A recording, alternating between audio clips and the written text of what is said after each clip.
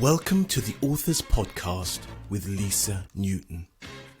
Writing a book is a dream for many people, and in today's society, it has become easier and more important than ever. If you are an expert, speaker, coach, or an authority in your field, having a book is the new business card. It can increase your credibility, enhance your status, and make you the go-to person in your field, opening doors and bringing a flood of opportunities straight to you. You can increase your fees and start choosing the clients you really want to work with. The Authors Podcast show with Lisa Newton is designed to inspire, educate and inform you, both entrepreneur and individual, on how to write a book, as well as writer's tips and strategies on how to actually get that book written. On today's show, you learn more about how to write a book, including writing ideas, marketing, and how to succeed in getting a book written. Here we go with the Authors Podcast, and here is your host, Lisa Newton.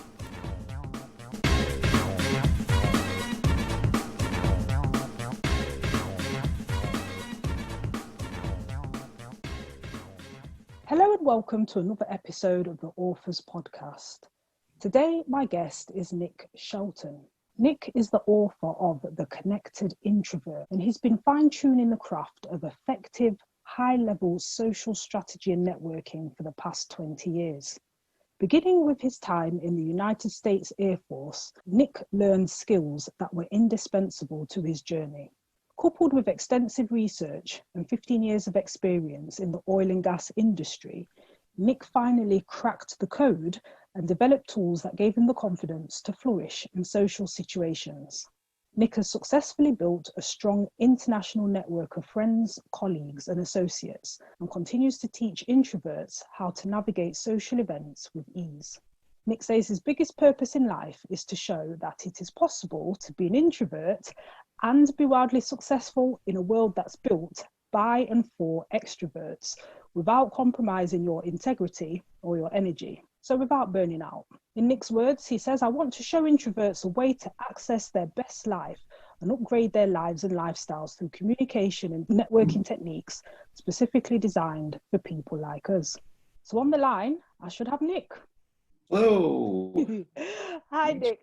Do you know what I find really interesting is that someone who was, I don't know if you still are, an introvert has written a book. And Yes. I just find it fascinating. So let's start there. Tell the listeners, what is an introvert?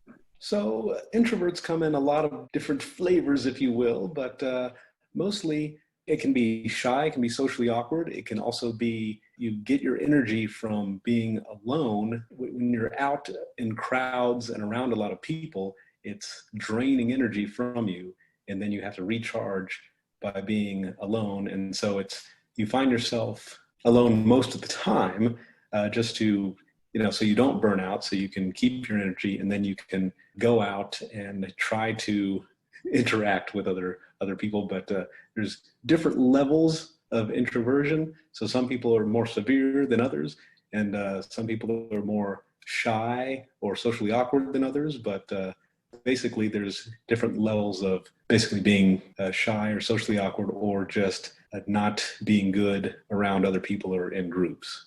And is that like something that you would say a lot of people, half the people are, half of us introverts, half of us extroverts? What would you say? I would say a good portion of people, maybe 40%, identify themselves as introverts, which is a lot. But, once again, there's a scale where some people are more comfortable with it and some people are much more shy and socially awkward. But yes, I'd say about 40%. Okay. So I just find it fascinating. So you've written this book called The Connected Introvert. So tell me, where did the idea for writing the book first come from? So the actual title of the book is An Introvert's Guide to World Domination. And, but how that came about was, I said, introverts should be able to be successful in an extrovert's world. And without becoming an extrovert, because introverts are not extroverts, but all people just try to turn you into an extrovert in order to do things. But I wanted to show that you can do that while still being an introvert. And most of the things out there are written not for introverts. They like, if you look for networking or how to excel in the workplace or social situations, it's usually written by extroverts for extroverts, or they're definitely not written with an introvert in mind. So an introvert can go through some simple steps to actually have confidence and a command and feel relaxed and look approachable in a social situation and also in the workplace. And is it something that, you have always been an introvert? Is it something that anyone ever tried to sort of get you out of? Have you tried to be extroverted and thought, no, this isn't for me? Yes. So in the beginning, so it started when I was in primary school, really early. We had moved to my family had moved to a new state, and we had enrolled in a new school. And so the teachers, since I wasn't talking, because I was super shy, I wasn't talking, they put me in a hearing impaired kids class because they thought that I couldn't hear.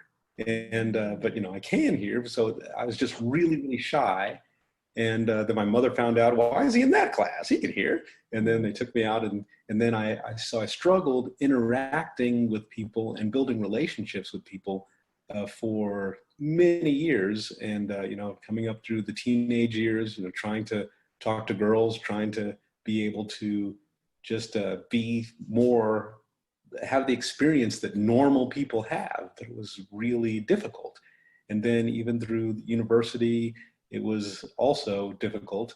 And then finally, so I was investigating all kinds of books and courses and things, and that's when I found out all these methods that people have are not built for people like us. So I started observing. I believe that a superpower of introverts is our observation skills. So I would go out and I would just observe how people interact and what would work and what wouldn't seem to work. And then I started doing experiments. So all of this in the book isn't about theory. It's not like lab rat A did this and lab rat B did this, and so we figure in humans it should be like this. No, this is actually me going out and being in the trenches, doing this myself and finding out what works. And so I've managed to go from being really shy and socially awkward to having a very strong, influential international network of friends, colleagues, and peers. Are you still shy? I still consider myself an introvert. I'm alone 80 or 90% of the time, but I am a lot less shy now, and I still can feel the shyness, but I know what to do. And so once you know what to do, then it's much easier to be comfortable in social situations and talk to people, because I never knew what to do before. But once it's in simple steps that you actually know, well, this is something I can do, then it makes it a lot easier. But I still consider myself somewhat shy. And have any of your friends or family or anyone around you noticed the difference? Yes, they have. They have been really impressed with what I've been able to accomplish, going from, almost an invisible person to somebody who is known internationally and has built a really strong, friendship circle and associate circle. And my friends as well, they said, how can we do this? How can we do this? And that really started off this whole thing. Is people would ask me, hey, I'm going to a conference, or I'm trying to go, I have a dinner party. What can I do? What should I do? And then so I would work with them on that, and that was successful. And then I started doing some coaching and speaking, and that's how I ended up writing the book. Is I was doing some speaking engagements, and afterwards people would say, hey, where can we get your book? And I didn't have a book. And so I'd say, well, I need to write a book apparently, because people keep asking me where they can get it.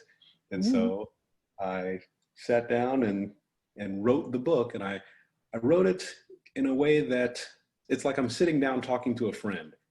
I knew what I wanted to say, and I knew my audience, how they would want to be spoken to. And so it's like I'm sitting across the table from you, just telling you these are the steps that you can take to not only be comfortable and confident and approachable in social situations, but also upgrade your life and lifestyle through networking strategically. And so it just came initially from me doing it, people asking me about it, me speaking about it, and then people asking, where's your book? And you know, this is the thing. I think when you do speak, people have this expectation that you have to have a book, like you should have a book. So if I was sitting at home and I was listening to you, I'd think, well, if you're speaking like on the stage, you can't be very introverted. What would you say to that? That's what some people could think. For some reason, I feel comfortable public speaking. I'm much better with public speaking than I am just speaking to an individual or to a small group of people. If it's a large group of people, then it almost makes it so it doesn't count anymore. It's almost like a different reality. So to speak to a large group of people, it's like I'm just speaking to the wall in my bedroom. But if I'm speaking to an individual or a small group of people, then it's really, in the past, it's been really difficult. Now I can do that a lot better because I know what to do. But yes, I really enjoy public speaking just because for me personally, I know a lot of people have a problem with that, but for me, it's almost like a dream. It's like, it's not really happening. You can do anything in your dreams. So you can just get up there and talk. You are listening to the Authors Podcast with Lisa Newton. Please do subscribe to, like and share this channel. So if you're just tuning in, I'm talking to Nick Shelton, who is the author of An Introvert's Guide to World Domination. So Nick, what is it that you do like as a day job aside from writing the book? And I'm assuming that this has helped you in your work. Yes. So the day job, I'm a petroleum chemist in the oil and gas industry. And so, around a bunch of nerds in the laboratory, but, and a lot of these people also are socially awkward and have trouble socializing people. But I've managed to really expand my reach in the oil and gas industry, be known in the industry and in the workplace, and get promoted to the top level that I could be promoted to, and also get offers across the industry as well to work in different areas and different stages. And so I was able to use this knowledge to really flourish in the oil and gas industry, and also show some other people how to do it as well. And do any of them know that you've written the book? Yes, everyone's very excited. I think that I've told everybody. I don't know if there's anyone that doesn't know about the book now. I have made it very well known that the book is there. Now, it's interesting because sometimes, people have a day job, let's say, which is very different to maybe what their book is about. And they don't want to tell anyone at work because they think, they might put them off or anything. But because I'm thinking, more like an introvert, like I suppose you've got to expose yourself a little bit in the book. So was there any fears around that, or, what people might think, or did you have any doubts as you were writing? Right, exactly. And I did. So when I wrote it, when I first started writing, I was thinking, wow, I know a lot of people are going to be reading this that I see at work and in other places and I get pretty candid in the book. There's a lot of really personal stuff in there. And I said, do these people really need to know all of this stuff about me? But I figured, well, instead of holding anything back, let me write the book with everything in there and just lay it all on the line first. And then if I feel like it, I can go back and edit out parts that I think that might be too much. But I ended up leaving it in there because I said, I want this to be as real as possible. I want to be vulnerable for people to see, hey, this is me. And, I don't want to hide it. I want to just, hey, here it is. They can either accept it or not. But I did have doubts about, people in, certain social circles knowing this much about, my personal history, and then, things that I've overcome and challenges and how I did things and navigated things. Because, there's some examples where I don't use names, but there's people that will be reading the book that will say, hey, I think I was there. I was there. And so, you have to think, well, should that person read the book because of this? They're in this example. But, I said I want it to be as real as possible. So first I wrote it all out, just as raw as it could be. And then I said, now I need to decide whether I'm going to keep this stuff in or not. And I decided to keep it in because I feel that for me, that was the right decision. I just want to put it out there. So you've got the full-time day job. And so I will ask the question that people always are wondering, how did you find the time? Yes, it does take a lot of time, more time for some than others, but I just decided I know that there's some techniques where they say, well, just write a little bit every day. But for me, I knew exactly what I wanted to say. So one weekend, I just sat down and I had an outline. I said, okay, here's the outline that I want. And to get the outline, I just wrote down what are all the ideas that I need to make sure are included. So I wrote all those down. Then I put those in order, and then I kind of constructed a crude outline. And then once I had the outline, I said, okay, well, now all I have to do is just work through this outline and just talk through it. So my technique was, once again, just like talking with a friend, if one of my friends was sitting here and they said, tell me about this. And then so I just type it out. So I ended up writing the book. It took me about 3 weeks, I would say. So a week for the outline and then 3 weeks for the book, because I would take a day and I just sit down and say, this is what I'm doing today. This is all I'm doing on this particular day is just writing this. And I would just type it out. And then also when I thought I was going to be distracted, and I don't know if this is an option for too many people, but there have been times where I said, if I'm sitting at home, then I'm going to want to watch movies or, just drink some beers or something, I'll get distracted. So there's a hotel just right up the street. And I said, I'm going to get a room at the hotel and I'm just going to isolate myself there. So then I'm not at home. I don't have any distractions. I'll just be there. And my only thing is I'll just be in this hotel room writing the book. And it can't be some cool hotel with a lot of features and beautiful stuff to do, because then you'll say, hey, well, I'm over here. I got to do some cool stuff. A hotel with nothing going on. And I had done the mistake that I did one time. I stayed at a hotel that had this free happy hour for 3 hours every evening. And I said, oh, well, I should probably go and take advantage of that happy hour, but then I get distracted. So I had a hotel room for a day and I just wrote there if I thought I was going to be distracted at home. And yeah, so after 3 weeks, I just dedicated a certain block of time just to writing. And even if you don't feel motivated, I'd say, well, let me just do one of these points. So if somebody just asked me, hey, what do I do with my hands? Okay, so then I'd say, let me just answer this one question and then I can stop. But once I started writing, I found that it was easy to keep going once I got that initial start. Yes. And I think, when you take yourself out of your environment, or when the writing environment is good, then you really can focus and get some work done. Yes.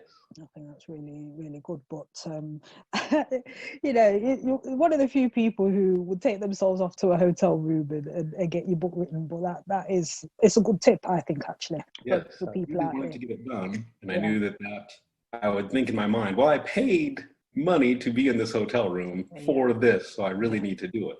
Yeah. It works. And with no distractions, I think that's key. Yeah. Did anyone help you at the drawing or throughout it? Did you have an editor or anything like that? Yes, the editing process, I hired several editors because, they can see things that you can't see. And plus some people that are professional editors, they definitely have an eye for things. So I went through it, I would say 4 times after I wrote it. I went through it and I said, I think that this is as perfect as it can possibly be. So the editor's not going to have any work to do. When I sent it off, it came back, with all kinds of markings and things.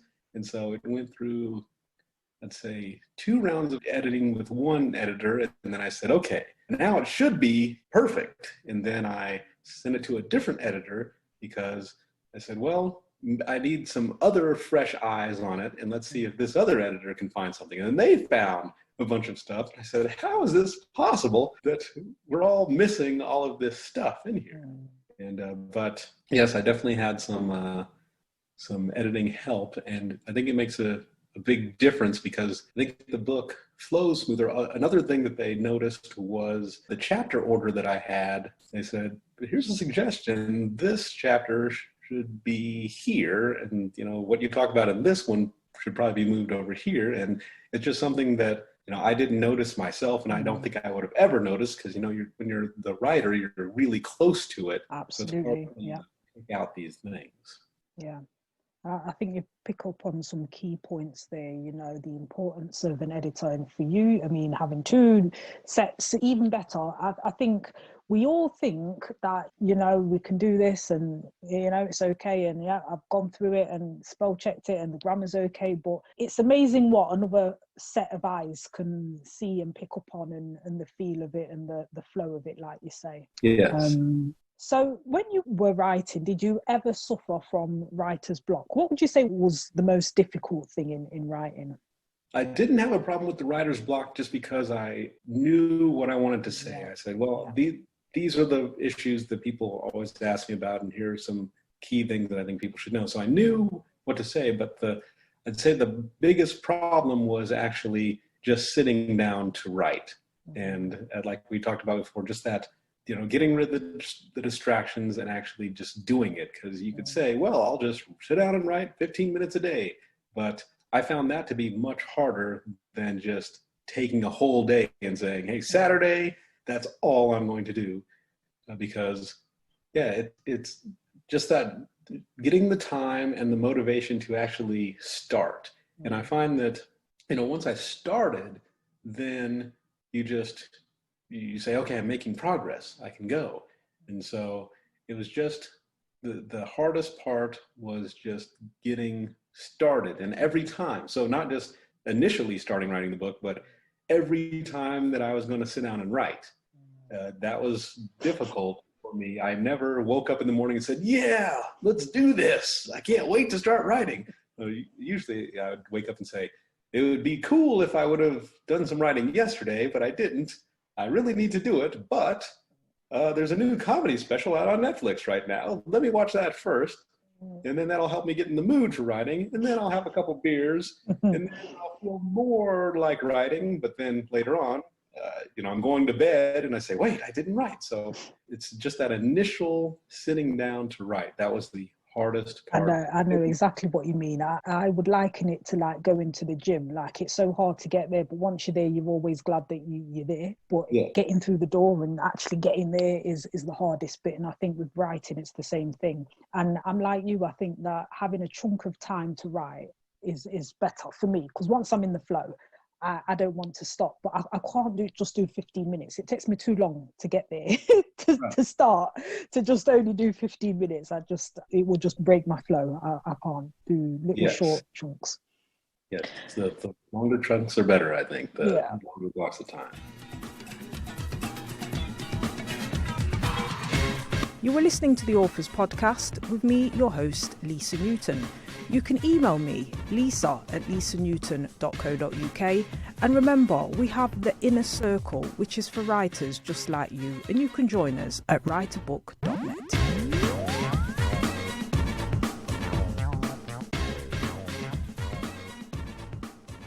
If you're just tuning in, I'm talking to Nick Shelton, who is the author of An Introvert's Guide to World Domination. I really, really like the title, Nick. So for all the introverts out there, if they could just take, one thing away, one lesson from the book, what would you say would be the main message?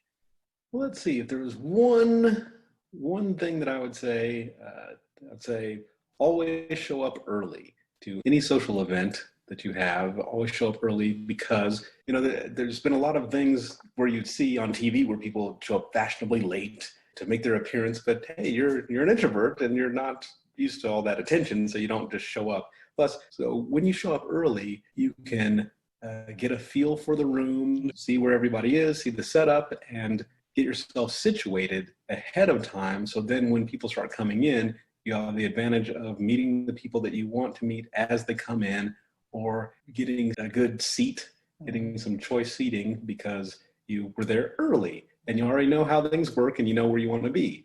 But if you show up on time or late, then you are going into a situation where everyone's already there, they're already settled in, and now you have to figure it out and figure out where you're going to sit, what you're going to do, because you showed up on time. So being early is always a huge advantage, just to get yourself situated and set yourself up for good success in socializing and networking. Yeah, no, I completely agree with that. For anyone out there sort of writing a book or thinking of writing a book, what advice would you have? I would tell them to just get started, just start writing an outline or just your notes. So if there's something, just like I'm thinking of another book that I'm planning to write. It's like a book, isn't it? Once you've written one, you're like, oh my gosh. Yeah. And so what I've done is I just have a notebook that I haven't done an outline yet. I've just written down just thoughts that I think should be in there. So I'm just writing down just general ideas on what I'm going to want to have in that book. And then once I feel that I have enough ideas that I can create an outline from, then I'll do the outline and then I'll start writing the book. So I would say if you feel like, hey, I want to write a book, then just keep a notebook with just ideas that if you do write the book, that ideas that you would want to be in the book, that you'd want to include. And while you're walking around and, driving or thinking about something, if it pops into your mind, I'd say maybe keep either, like a notes app on your phone, or if you keep a piece of like a notebook or note card and a pen on you, and you might have one of these spontaneous ideas, just write it down and then add that to your list. And then once you feel, hey, I have a pretty decent list here. And then once you go through it and you go through that list every week, you might see something on there that while you're sitting thinking about it, that triggers other ideas that you say, okay, well, if people want to know about this, or if I want to say this, what other things go along and complement this particular thing? And another thing is, if you have some friends or peers, you can go through your list with them and say, hey, I'm trying to write a book about this. Here are some ideas that I'm going to put in the book. Is there anything that you see as missing? If you were going through these things, is there something that you think should be added to this and or expanded on? And then usually they'll have their 2 cents. They'll say, oh yeah, you could, what about this? What about this? Or you could expand on this. And then you can write those things down. And then those might trigger more ideas in you. And also I find that once you start putting the outline together, you will naturally think of other things that you want to include. And that happens when you're writing as well. But I'd say the first step, especially, if you haven't written anything before, is just getting those ideas, just your main points down on paper somewhere, all in one place so you can look at them, and then that will kind of get that momentum going. No, I completely agree. I think that's some really good advice there. And I think especially asking people, because people love to give their opinion, and especially if it's a topic that they're interested in, they'll always have something to say. And if they know you're writing a book, even more so. Are you a particularly avid reader yourself? Do you like to read? I do like to read, and so I like to try to get a book in weekly. And so it's and sometimes you get a really large book and it takes a long time to get through it, but I'll at least get a standard hold in your hand book every week. And then I also, in my car, I do an audio book when I'm driving around for my commute, because I might as well use that time to learn something new. So what type of books do you like? So there's a wide spectrum. So I just finished in that Twilight series about the vampires and stuff. They had the Midnight Sun book. I just finished that, and that was really great. But then but in my car for the audiobook, I'm listening to, it's called A Dictator's Handbook or something like that. And that's really interesting on kind of how the politics works in different countries. And then my next actual Holding Your Hand book, I started reading last night, and that is Zen and the Art of Archery. And so there's a wide variety of books. I also read that, what is it, the Hunger Games, the last Hunger Games, they have a recent Hunger Games book out, and I just read that. So I span a lot of different categories of reading. So I'll do some historical stuff about, world history and about like World War I, World War II, and then I'll do some science fiction, and then I'll do some books by famous chefs and things like that to say, hey, well, how can I cook better? So there's a lot of different variety that I like. Okay, that's interesting. I'm surprised when you said vampires, though. Well, it's interesting stuff. And so I Oh, started. yeah, absolutely. And, I got addicted to it. Once that series came out, I said, all the teenage girls are reading this. Must be pretty good. So I started reading them, and then I was hooked, and then I had to keep reading. And I know maybe people won't admit that they're reading that, but hey, I read it. It was good. So the book you've got in mind, would that be fiction or a factual book? The new book that I'm planning to write? Yeah. That is a nonfiction book that will be about dating. Okay. Yeah, the introvert's guide to dating. I think that would be that would be a bestseller. I think, there's a lot of people out there that, like you say, maybe up to 40%, who knows, are on some sort of spectrum of introversion as such. But I think something you said at the very beginning, which kind of struck me, is that the fact that, there are so many extroverts in the world. And I think we're kind of living in this kind of society, with social media and putting everything on show, that we seem to be pandering towards the extrovert. Yes. I've never really thought of that before, but I see oftentimes, it's those that seem to put themselves out there that seem to get all the attention, but it could be good attention, it could be bad attention, but they still seem to get all the attention. Right. And so we try to show introverts how to still navigate without having to try to be an extrovert. You can still be an introvert and still have the same success, even better success. Excellent. And so where can people get hold of your book, and where can they find out more? And earlier on you mentioned about mentoring and coaching, so do you still offer that? Yes. So I have a website, connectedintrovert.com, and people can go there and check it out. And even I have a free mini masterclass if they scroll to the bottom of the homepage. And then also for the book, they can go on Amazon.com and type in An Introvert's Guide to World Domination, or they can type in Nick Shelton, it'll pop up, or Barnes & Noble, or wherever you normally shop for your books. It should be available there. Okay, excellent. And do you do coaching and mentoring and stuff? Yes, I do. I have an online course. I have a mentor coaching program as well. And those can be found on connectedintrovert.com. Connectedintrovert.com. So listeners, connectedintrovert.com to get connected and find out more about Nick. And are you on any social media handles, Twitter or anything? Yes. So on Instagram, it's Connected Introvert.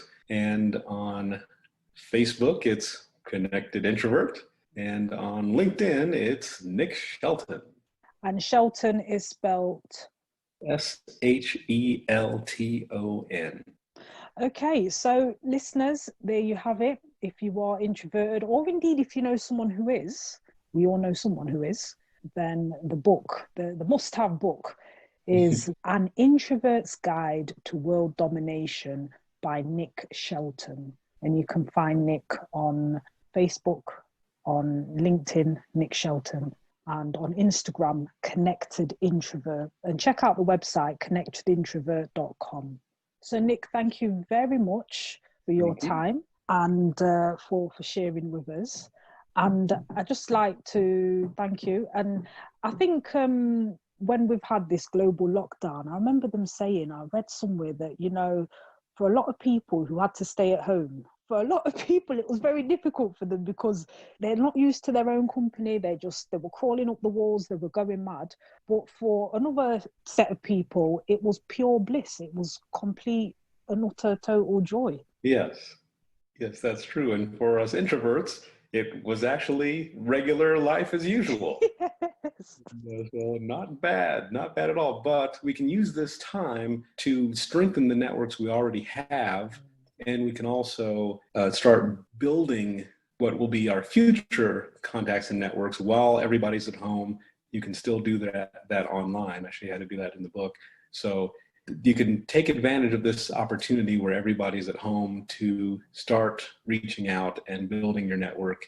And you can also maintain what you have during this time. It's a really great time to be doing that. Excellent. Okay. Thank you very much, Nick. Thank you for being a guest on the Authors Podcast. Thank you for having me. It's an honor. Thanks. So there you have it, listeners. Check it out. So the book is called An Introvert's Guide to World Domination, and it's by Nick Shelton, and you can find Nick at connectedintrovert.com. That concludes another episode of the Authors Podcast. Thank you for joining me, and I'll see you next time.